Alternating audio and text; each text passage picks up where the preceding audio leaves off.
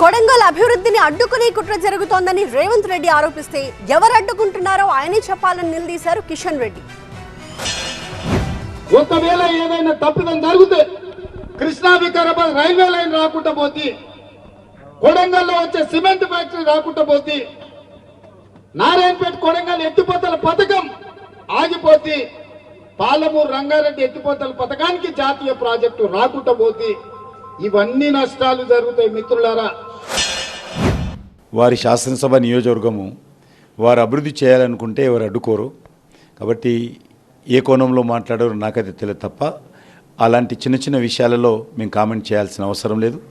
మరి వాళ్ళు ఇంటర్నల్గా అడ్డుకుంటున్నారా, ఆయన ప్రభుత్వంలో ఉన్నటువంటి అధికారులు అడ్డుకుంటున్నారా, కొడంగల్ అభివృద్ధి చేస్తామంటే నాకైతే తెలియదు.